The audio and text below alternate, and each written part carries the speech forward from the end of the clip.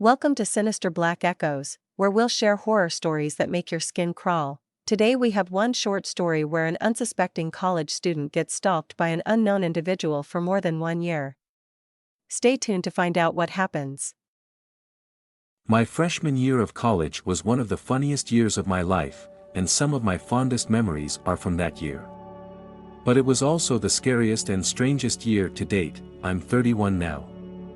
This is thanks to one story in particular that takes place over the entire school year. I still sometimes wonder how this really happened and I didn't end up a shut-in nut job, and it still freaks me out to this day. I've only talked about it once or twice since it happened 13 years ago. August, 2001. Like most freshmen, I live in the dorms at a state party school. I opted out of the good school I got into. I guess I had a little steam to blow off after graduating from a military/college prep boarding school. Plus, after a sports injury I didn't exactly have any specific plan for life that went past Saturday night, if you know what I mean. A good buddy from military school, Bill, went to same college and lived a few floors below in the same dorm as me. So of course, we were getting the party started before my parents' exhaust fumes had even evaporated from the parking lot. For the most part, the first month or so of college was pretty much like that, normal. I went to most of my classes, partied just about every night, chased girls around, and that was enough for the moment. But things began to change one night sometime in mid-September, and college for me would never be normal again. My dorm phone, landline, only Zach Morris carried a cell phone in 2001, get over it, rings in the middle of the night. Hello. On the other end, I can only really describe the voice as the kind you picture when you think about a computer talking. Kind of like the early model car GPSs. Hi Gary, how are you today? Not fully awake, I'm just confused at this point. Who is this? He repeats, hi Gary, how are you today? It becomes clear I'm being FD with, so I hang up and chuckle, fine Bill, nice one, I pass back out. I end up forgetting about the call for a few days and never mention to Bill or anyone else. About a week later, I get another call around the same time of night. Hi Gary, I'm watching you. Nice, very cliché. Seriously Bill, how are you not knee-deep in Everclear or a Tri-Delt at this hour? Enough already, Cade, my roommate, is going to start getting pissed. I hang up. I casually confront my oh-so-clever amigo at breakfast the next morning, purposely not trying to bite too hard to give him a payoff that might incentivize continued calls. I also wasn't 100% it was actually him and not another one of my douchebag friends. He gives a genuinely confused response. Whatever. So, a couple days after second call, I come home and see I had multiple messages on my answering machine. WTF. I barely knew that thing even worked. It's Computer Voice Guy, CVG. Message 1, my machine cuts off first 1 to 2 seconds of message, which tells me it's a bot set to play message upon answer. Hi Gary, I'm watching you. Message 2, I thought I asked you to answer my calls Gary. Message 3, where might Gary be on a Tuesday night? Okay, so one of my friends is clearly a-hole or bored enough to really push for a reaction here. The next day, I play the messages for Cade, who was around during the calls, which were apparently earlier in the night when he was still awake. He'd been a close buddy since we were in junior high. But we'd sort of taken separate paths after high school. So anyway, he's aware I'm a wild child and thinks nothing of the first couple messages. By third, he's a little spooked. I then walk down to a couple other buddies' rooms and casually but immediately bring up the subject. Nada. Over the next couple of days, I press all close and semi-close friends but get 0 answers and 0 suspects. The calls start coming more frequently over the next couple months, starting at once a week, then to once every 2 to 3 days, up to every day by Christmas break. I don't say anything to my family at that point, although I really should have. What started out as a decent beginning of college turned into not showing up for any classes, tests, nothing. Grades reflect, and I am too busy answering for a 0.67 GPA to talk about some dumb prank that would likely be dismissed as a pathetic attempt at grades explanation. So, it goes. Uneventful break, and back to school determined to become a new man. I got to get my shit together with these grades, so I tell Bill I'm going to have to chill out and focus on school. First night back, I get my first spring semester call from CVG. How is your family in Cyprus, hometown suburb? Okay, now this is Fenji BS man. What kind of douchelords am I hanging out with that even have the discipline to drag out a prank this long? I get the answer to that question a few days later, and the answer is none of them. Calls become threatening, and downright dark. I'm very interested, Gary, in being close to you, yeah, with kind of the weird sentence structure like that. I have tools I can bring, it is going to all be over soon. One day I bring Bill and all my other buddies up to hear the messages, never deleted a single one for some reason. I guess when things happen over longer periods of time, you don't really feel the cumulative impact until laying out the complete package of evidence. The guys are in shock. I guess I should mention that some of these calls got really specific in making sure to note specific details about my parents' address, as well as the violence they are planning on doing to me. Cut open your esophagus, Gary, with a butter knife, and all sorts of other crap that is sort of blurred together through the hundreds upon hundreds of calls I got over the school year. A chick friend of mine that I'd really liked in high school named Layla goes to a different school hundreds of miles away. We've reconnected thanks to good old AIM and talked from time to time on the phone. CVG had mentioned a couple of times, your friend, and made threats about this unspecified person from time to time, but your friend turned into your friend Layla. Layla and I are the only two people ever named in these calls, but it did get me wondering if this was a new lead to the source. Layla is clueless when I call her about it. Awesome. I know that background was long to read, but you'll understand why I had to explain the situation when I tell you about what happens next. One night, we're all partying and drinking at some hotel, forgot to mention all that straight A crap went out the window as these events progressed. A different buddy, Carl, has a nice big truck we'd all go everywhere in, but he'd passed out drunk at the hotel after pounding an entire bottle of something. I'm not really drinking tonight and want to get back to my own bed. I snatch Carl's keys to drive back to campus, thinking I'll drive back in the morning to get everyone. This was one of the few times I'd even driven that year, so I wasn't tip-top on my directions. I make an early turn and am somehow down a road I've never seen. I realize this pretty quick, but I figure I've got the general direction of campus pegged so I can just continue the wrong road until hitting the familiar highway that I knew I'd eventually have to hit that is close to campus.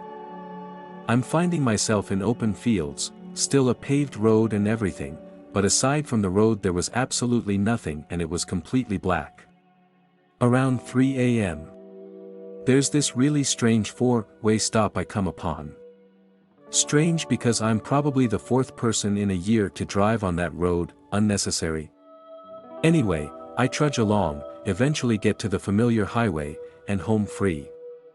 A few days later CVG interrupts his usual depraved threatening to mention that specific four-way, day, and time that I was on it, which like I said was around 3 a.m. and there wasn't a soul in sight. So yeah, I now realize CVG is obviously tracking my movements somehow. Note, I later joined the military, worked in the intelligence community and worked special operations and tracked bad guys all around the world. To this day I still can't figure out how this dude knew I was in the middle of those fields on that date in the middle of the night. I never mentioned it to anyone. Around March, this apparent rendezvous became CVG's focal point, and he'd make sure to let me know the day way close. The calls were coming in no fewer than 10 or 15 every single day. Seriously. The ringer was now off out of courtesy to Cade, and I turned down the volume of answering machine as his phone calls recorded. But I finally get the message I'd been waiting for. Keep in mind, I've now become somewhat famous, infamous, at this university by now because of CVG. People were constantly knocking on my door wanting to hear the messages. Friend of a friend of whomever I know. It was all people wanted to hear about at parties. Blah blah blah. For a split second it was cool because I'm pretty sure I ended up getting a few dates indirectly from introductions conceived through interest in the guy with the stalker. Don't judge me. Moving right along, the day, time, location are set. We will meet in front of Coleman Hall at midnight Wednesday, April 27th, and we will take our friendship to the next level. I know what you are thinking, and yeah, throughout the year I had considered the possibility that I was dealing with a female. Hell hath no fury like a woman scorned, and I was definitely that kind of dude when I was 18 to 19 years old, the kind that could attract clinginess and anger. But I started to rule out female for various reasons that only a fellow ENFJ would understand. Look it up if you're not tracking. I can build profiles with a very high ratio of accuracy to available information. This creep just didn't feel like a female to me. It didn't even feel like a peer. I was convinced I was dealing with mid-30s white male computer nerd that I'd come into contact with at some point in my life. Doesn't really matter, because what I ended up finding out on Wednesday 27 April, which, by the way, was Layla's birthday, interesting, I was wrong. Of course, everyone wants to be part of this juicy story, and there's a pretty ridiculous amount of testosterone floating around the dorm on game day. This was a real-life creeper and a legit horror story unfolding before their very eyes, and groupthink will subvert caution if property motivated. These guys are ready to defend me with their lives, just ask them. So, while these monkeys are getting all hopped up on Mountain Dew, I stay home that afternoon wondering what the F I was going to do at midnight. Of course I was going to go, but dude. Yeah, I've always been an athlete in good shape, wrestling/football/baseball teams, etc. But I'm still a 19-year-old white male, good parents, grew up middle-upper class white suburbia, and had a good life. In other words, I can definitely hold my own in a street fight, but this, whatever this is, doesn't feel anything like a street fight, or any other kind of fight I'd been in. This is a disturbed, violent, angry, possibly, grown-ass psychopath that has decided to dedicate almost a full year now of his life to targeting and terrorizing me. So yeah, I'm a little freaking nervous. My home teen crowd steadily built up throughout the afternoon and evening, with probably close to 70 or 80 guys grouped up at our dorm's common area. We were connected to the female dorm at the first floor, smoking cigarettes and talking about beating the F out of people and getting F'd up and all the other generic cliché stuff you can imagine. Once the party hour approaches, though, over half of the guys splinter off into other various propositions that probably included more traditional fun like beer bongs and sorority girls. I'm left with about a 15 to 20 member platoon. I had decided earlier that I was not going to allow all these knuckleheads to shadow me. But I could definitely use them in case of emergency. I didn't want to risk him spooking out of the meat. So, I let them know they will need to stay inside the doors of the common area while I walk out to the meeting spot. Coleman Hall was adjacent to our connected girls' dorm, and about 300 paces outside door to get to Coleman. The witching hour came, so I leave the crew to begin the longest couple hundred or so paces of my life. My boys can see me through the glass doors but wouldn't really be able to see much once I get to the Coleman Hall door. About 100 paces out from my spot, I observe two things at the same time. 1. Some kind of small quick movement in front of the patio walkway that goes all the way around the building, and 2. The movement was in a spot along the walkway where the only normally uber bright bulb is out. I'm not exactly sure how I was able to see him, but I suddenly realize someone is crouched behind one of the contiguous cookie-cutter bushes outside the patio perimeter against one of the building pillars. In dark clothes and hoodie, he is a few feet off from the path where I'm supposed to meet him, and positioned to where I really should not have been able to see him, given the pillar blocking any shadow plus the burnt-out light, I later found out smashed. In fact, I could have easily walked all the way to the door without ever have noticed someone down there. Nope. I sort of jump mid-step as this happens, and I see him raise up a little thinking I might have seen him. I see him raise up and take a step toward me, and fight or flight hits. I've learned that my particular fight or flight chooses fight in more mild situations, flight during intense situations, but for poop your pants situations. It's scarier to run away with your back to whatever scary stuff I'm dealing with, so I fight. Before I realize what I'm doing, I'm in a dead sprint toward this person, who I'm guessing sees what I can't yet, which is my platoon busting through the glass doors in hot pursuit. Creeper nopes the F out of there, running on the patio alongside Coleman Hall toward the parking lot. I can tell this isn't the mid-30s computer nerd I predicted. Creeper is above average height, above average broad, and build athletically. That's all I could tell really. I'm not even sure if he was white, because he was at least tan if not Hispanic, Middle Eastern, etc. I'm really booking it as he right turns on a dime at the edge of the building. I realize I'm moving fast enough to catch him, but everyone else is really far behind. I also realize I'm moving so fast I won't be protected as I turn hard right at the corner of the building. If he stops there, I'm toast. As I turn the corner, I see the van sitting alone in the parking lot in front of me. Its running and brake lights flicker on then off, park into drive and begins inching forward toward the exit. The guy is of course heading for the van, which for some reason sent this whole new level of fear into me. This is it, this is really happening, and I'm going to get freaking murdered tonight. But I can't stop, something keeps me moving forward.